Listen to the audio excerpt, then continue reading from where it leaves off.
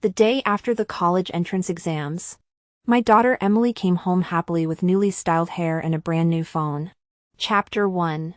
The moment she stepped through the door, Joan slapped her across the face. "Are you turning into a prostitute with that look? How dare you buy a phone alone when you knew Sophia graduated too? Why didn't you get her one?" Emily burst into tears. I immediately confronted Joan. "Sophia has her own parents. Why should we buy her anything?" Joan retorted indignantly. "Her parents can't afford it. You two earn good money yet won't help your niece? How selfish." Furious, I turned to my husband Ethan, only to have him side with his mother. "You went too far. They're both girls. How do you think Sophia feels being treated like this? Take her shopping tomorrow and get her everything Emmy got." Blind rage surged through me. I slapped Ethan hard. "If you care so much, go be her father then." He clutched his cheek, stunned. "How dare you hit me? What nonsense are you spouting?" I struck him again. "That's for your mother's slap. A mother's debt gets paid by her son." Before Ethan could respond, Joan shoved past him. "You think I was wrong to discipline your daughter? Explain yourself. Everything about this is wrong." I approved Emily's hairstyle and phone. "What gives you the right? The right of being her grandmother and head of this household." Joan jabbed a finger at Emily's honey blonde waves. "Look at that trashy color. Only streetwalkers dye their hair like that. And how could you spoil one granddaughter while neglecting the other? Sophia's family too." I barked out a laugh. "So the real crime isn't Emily's choices, but not pampering your favorite? Sophia's lived here rent-free for 3 years. Why should I buy her luxuries when her own parents are alive and well?" "Claire, shut your mouth," Ethan roared, angrier than when I'd struck him. "My brother and sister-in-law are very much alive." "That's a horrible thing to say." "Horrible but true. Sophia's parents might as well be dead for all they care about her, only doting on their son. Out of pity, I'd always bought Sophia matching clothes and toys. Included her on every family vacation. 3 years ago when Joan dumped her on us, saying the girls go to the same high school anyway, I'd reluctantly agreed despite knowing we'd never get rid of her. Not once did Sophia's parents offer money or gratitude. I considered it charity work until today's entitlement. Since they're so alive and well, tell them to collect their daughter. Exams are over, why should she stay?" Ethan glared. "Stop this. Sophia's already upset in her room. Is this how an aunt behaves? Upset about what? I didn't provoke her." Joan cut in viciously. "She saw Emmy's Instagram post and cried for hours. Said she's unloved and shouldn't exist. This is your doing." She whirled on Emily. "You knew Sophia got nothing yet flaunted your new phone online. Such malice in one so young, clearly your mother's influence." Emily sniffled. "How was I supposed to know? Mom promised me this reward months ago." As Joan opened her mouth again, Ethan intervened, addressing Emily with forced calm. He said, "No one's saying you shouldn't get gifts.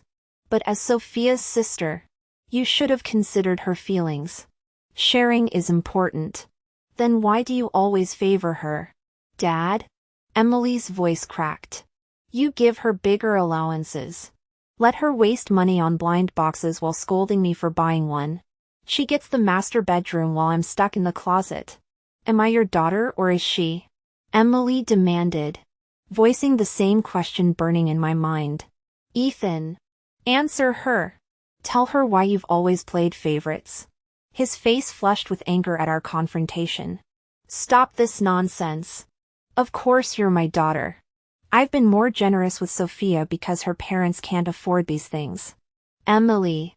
He turned to our daughter. "How many times have I told you? We're family. We help each other."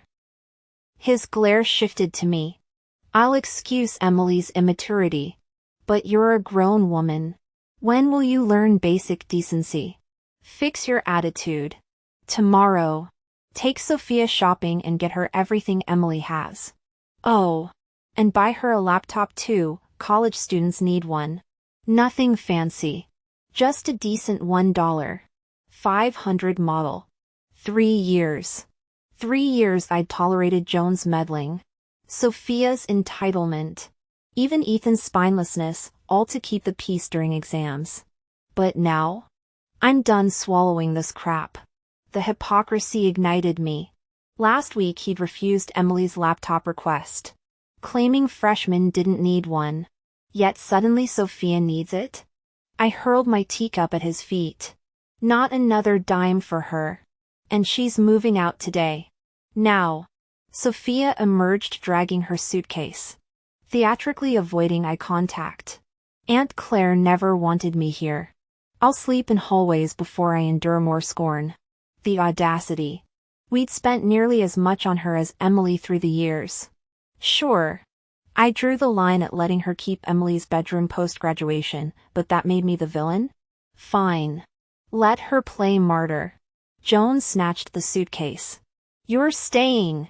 This is My house. Blood matters here, Sophia's a Clark. You? She sneered at me. Just some Johnson who married in. We could evict you. I locked eyes with Ethan. Well? He waffled. No one's leaving. There's space. Space? I exploded. You gave Emily's childhood room to your precious niece 3 years ago. She gets her room back now. Ethan rubbed his temples. You're turning Emily selfish over a bedroom? Let them swap. Sophia's too kind to complain. Cue the waterworks. I'll take the small room. Sophia sniffled. I don't mind discomfort.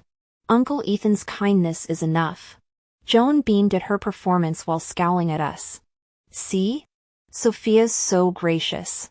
The squeaky wheel gets oiled. But the good child suffers. My house. My rules, she keeps the room. My jaw dropped. You promised her an apartment? Obviously. Ethan lit a cigarette. My $20,000 plus your $50,000 makes a down payment. You'll cover the girl's tuition and living expenses while I handle mortgage. I laughed bitterly. Let him finance his niece's lifestyle with My money? Over my dead body. Emily. I said calmly. Go pack your things. Turning to the room. I crossed my arms. Ethan Thompson. Since when do you control My assets? Are you really planning to leech off me forever? I called Linda Clark. Sophia's mother. Right in front of them. When are you taking your daughter back? Take her back? She sounded shocked. Why would we? Your husband Ethan and Joan promised to cover all expenses when she moved in. Claire. Don't tell me you're backing out now. Michael and I can't afford 2 kids. Sophia is your responsibility now. She hung up before I could respond. Sophia started sniffling. Grandma Joan. Why does everyone hate me? Even Aunt Claire wants to kick me out. Maybe I should just die. I'll go die right now. Joan turned pale. She'd raised this granddaughter since infancy and clearly still favored her. Wheezing dramatically. She rounded on me, you spiteful hag. How dare you bully a child? You're the one who should drop dead. You've destroyed this family. Ethan chimed in. Can't you see how much she's suffering?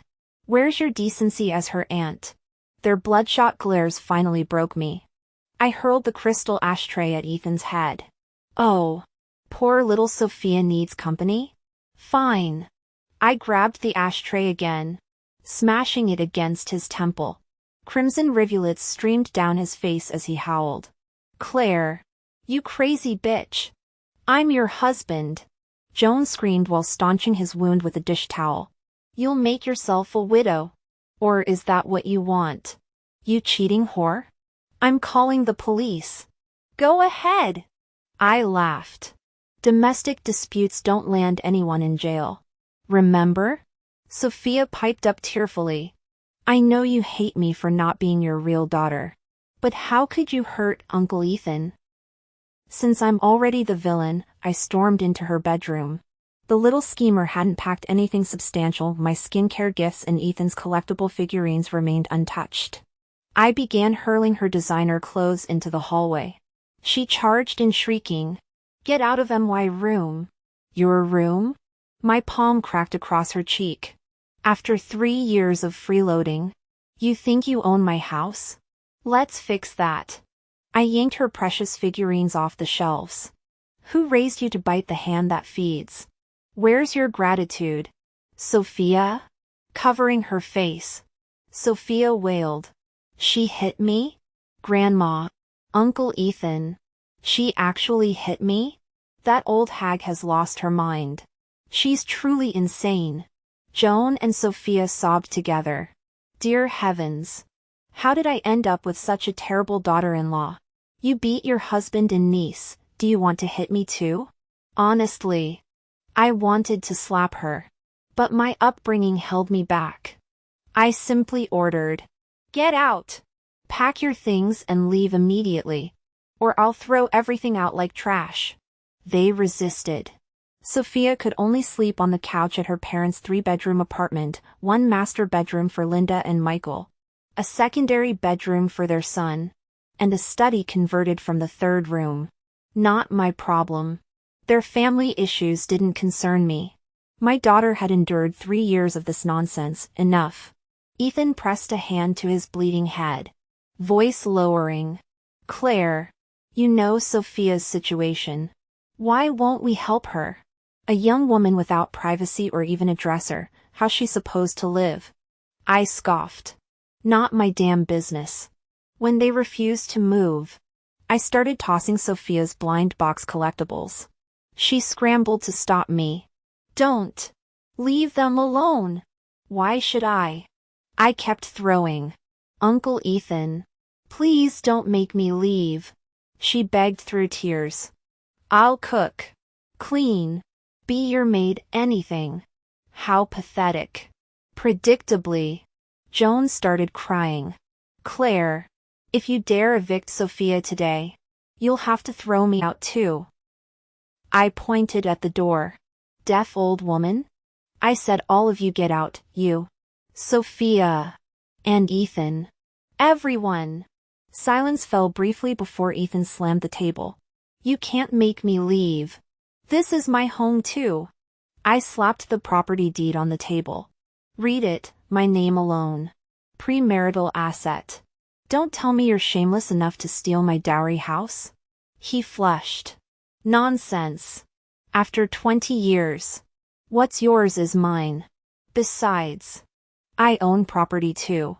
"Ah yes, the wedding house Michael's family occupied."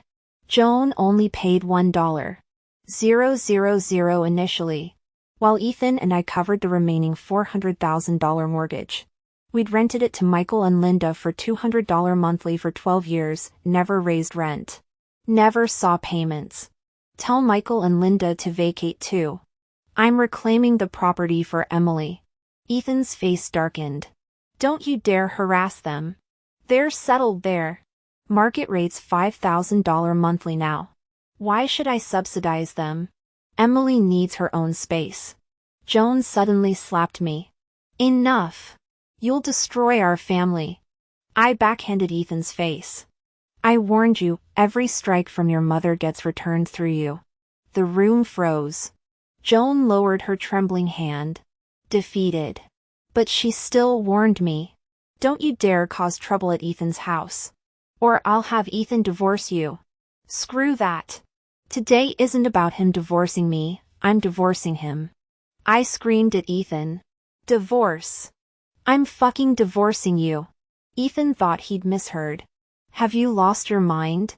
We've been married 20 years. Our kid's starting college soon and you want a divorce? You think anyone would want a washed-up woman your age with no figure or looks left? I don't need anyone. I can live for myself. Truth is, I've wanted this for years." Ethan always prioritized the Thompson family over me, forcing me to endure every slight for the family's sake. First it was for our daughter to have an intact home, then not to distract her during exams.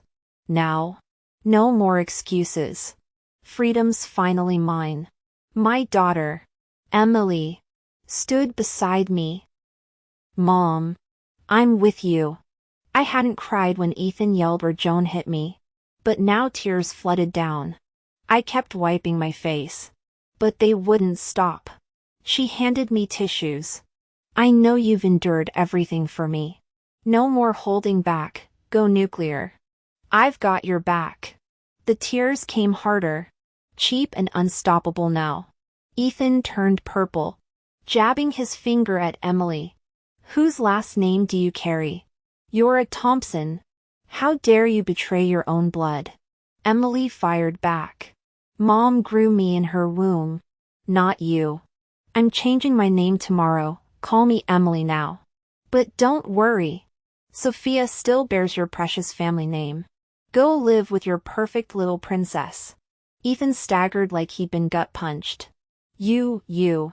Sophia peeked out from behind Joan's skirt, lecturing Emily like some miniature tyrant. How dare you disrespect your father? Emily, kneel and apologize right now. The audacity. Who did this brat think she was? Ordering my child around? Yet Ethan looked at her with gratitude while Joan beamed approvingly. Now this is how a proper granddaughter behaves. Joan preened. I scrubbed my face dry and told Emily. Start purging. Everything that's not ours goes out. We became a demolition crew, tossing Ethan's golf trophies, Joan's hideous porcelain collection, even Sophia's princess bedding, all hurled onto the lawn. When Joan dialed 911, the officers checked my deed and told her, the homeowner decides who stays. Joan screeched. I don't care about paperwork. She's Thompson family property. So this house is Thompson property. I slammed the door on their howling. They kicked and pounded until neighbors threatened to call police. The Thompsons' precious reputation finally silenced them. After deep cleaning every inch, replacing Sophia's pink nightmare room with sage walls, our home finally breathed easy again. Ethan called it dawn. Mom's blood pressure spiked because of you. Sophia cried all night, come apologize and take them back now. And we'll pretend this never happened. I hung up. Apologize? In his dreams.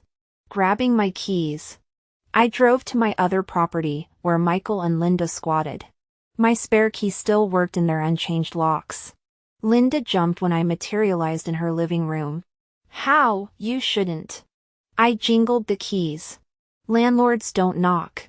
Sweetheart. She darkened her face. How did you get my house keys? I never gave you any. Before I could answer, she continued, Sophia gave them to you. Didn't she? Give them back now. From now on, Sophia must call me first before coming over. This isn't her home anymore. I frowned. What do you mean? She's your daughter. You act like she never existed. She looked at me exasperated.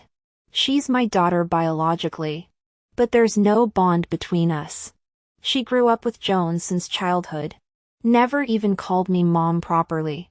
Besides, she's always blamed me for being poor. Said I shouldn't have had her if I couldn't provide better. She's always envied Emily from your family, secretly seeing you as her real parents. Since she rejects me as her poor mother, why should I keep humiliating myself chasing her affection? What twisted logic. Not that I cared about their family drama. I came with one purpose. Pack your things. I'm reclaiming this property. The lease is terminated. Her eyes bulged. What nonsense is this? Reclaim? Lease? This is My house. Claire, have you lost your mind? Now I understood Sophia had inherited this warped sense of entitlement from her. They'd both started believing this rental was theirs through prolonged occupation. I threw the property deed at her. Look carefully. Linda. This has been Ethan's and my property all along. We've charged you minimal rent for years out of goodwill. Now that Sophia's grown, I'm renovating. Linda suddenly shrieked, You lunatic. This was Joan's wedding gift to Michael and me. Since when did it become yours? Sister-in-law. Stop this madness. We've lived here since our wedding, you know this. I shoved the deed at her again. Just read it. She stormed into the bedroom instead, slamming down another property certificate. Who doesn't have papers? If yours is real, whose is this? The address matched perfectly. Square footage correct. But the owner's name showed only Linda Clark. Impossible. I'd personally negotiated the purchase. Paid the down payment. Co-signed with Ethan. Our deed bore both our names. Mine was authentic. Then what was this counterfeit? So you've never paid Ethan rent these years? Have you? She sneered. Why would I pay rent for my own property? Are you delusional? The truth crystallized. Ethan had lied. For years. He'd fabricated rental income reports, banking on my trust to avoid verification. As I prepared to confront Ethan, his call exploded through my phone. I told you to come apologize. Don't test my patience. Get here now or... I cut through his tirade. Meet me at our other property. We need to clarify something. Other property? What? Recognition dawned. I warned you not to harass Linda. Get out of there now. His panic confirmed everything. After his rant subsided, I stated, Linda showed me her deed. Ethan. Which of our property certificates is real? Ethan arrived swiftly, trailed by Joan and Sophia. Their collective glare could melt steel. He dragged me aside, hissing, what are you playing at? I told you to stay away. I projected my voice for all to hear. Why shouldn't I reclaim my own property? Shut up. He gripped my arm. Just shut up. Why? What are you hiding from me? Or from Linda? Our eyes met across the room. Before their arrival, Linda and I had compared notes. She'd been certain of her ownership. Joan had presented this as her wedding gift after initial resistance. The clincher came when we called the county registrar together. Hearing my legal ownership confirmed, Linda shattered. Her deed was exposed as forgery. For 16 years. She'd unknowingly lived in my property. 16 years of Ethan's elaborate fraud. Now Linda slammed the two property deeds on the table. Confronting Michael. Tell me, which one's real and which is fake? Michael stammered. Yours must be real. We've lived here over a decade, of course it's yours. He turned pleadingly to Ethan. Big bro, take your wife away. She's clearly having some menopausal breakdown. Before he could finish, Linda slapped him hard across the face. Still lying? I checked at the county office. This house is under Ethan and Claire's names. How could you cheat me for 15 years? She struck Ethan next, her voice breaking. Why? Why keep this from me all this time? Michael stood speechless, guilt written across his face. Joan sneered. What's your problem? You've had free housing all these years. Nobody's kicking you out. Nobody? Linda pointed furiously at me. Then why's she here with property deeds? You think I'm stupid? She turned back to Michael. We're done. Either fix this today or I'm filing for divorce. Joan wheeled on me venomously. Happy now? Couldn't just buy Sophia a damn phone without destroying two families? Is this your grand scheme? Actually, yes. I snapped. I'm done being your doormat. Turning to Ethan, I laid out spreadsheets. 18 years back, rent at $24,000 annually totals $432. 000 you never collected from your brother. Plus you paid their $1,000 HOA fees yearly. Care to explain? Ethan flushed crimson. So what? We make 6 figures. Throwing them crumbs is nothing. Brothers help each other, none of your business. Perfect logic. I retorted. Then I'll wire $500,000 to my brother and buy him a condo too. Over my dead body. Ethan roared before catching himself mid-hypocrisy. As I served divorce papers, chaos erupted. Linda packed furiously while Joan tried bargaining. Be reasonable. Claire. She wheedled. You and Ethan have Ivy League jobs. Michael's family struggles, just sign over this house to them. You can afford another. Let me guess. I cut in.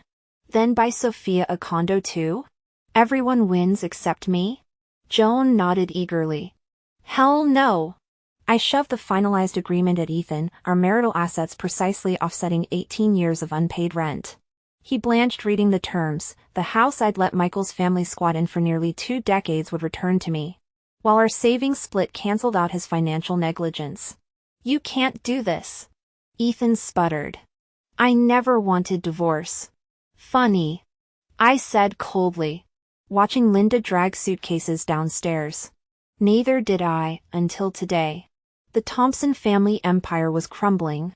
And for once, the matriarch had no schemes left.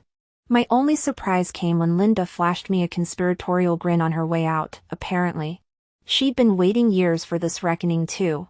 When she saw me, her face remained expressionless, showing neither apology nor anger, only faint shame. Had I known this was your house, I'd never have shamelessly stayed here. I truly didn't know. Now that I do, I'll move out immediately.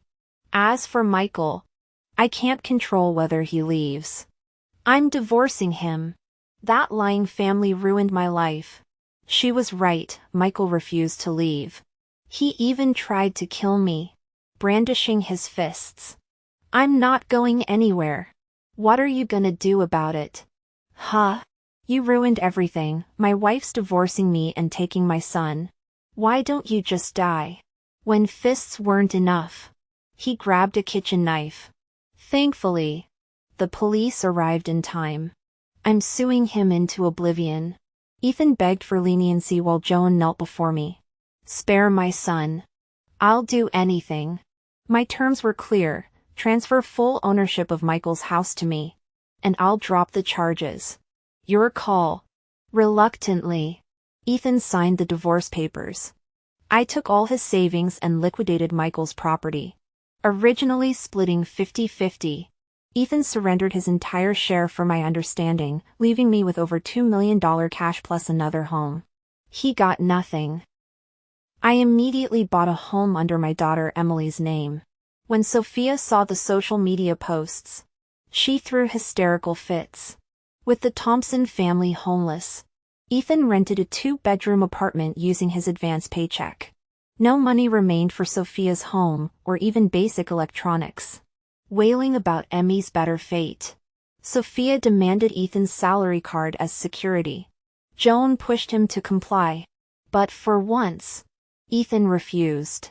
Before he could speak, Joan confronted me. Without my support, his grand promises mean nothing. Sophia escalated daily, threatening self-harm unless given the salary card, until Ethan slapped her. Shockingly, Michael intervened. Together, they nearly beat Ethan to death. Witnesses say Michael tried kicking Ethan down the stairs. Ethan snapped. You two destroyed my family. This time, he wielded the knife. When police notified me, Michael and Sophia were already dead. Joan suffered a paralyzing stroke. From prison, Ethan pleaded, "Get me a good lawyer. I did this for you. You owe me." I laughed until tears streamed, then delivered my final words, rot in prison. Ethan, you're a murderer. You'll never see daylight again.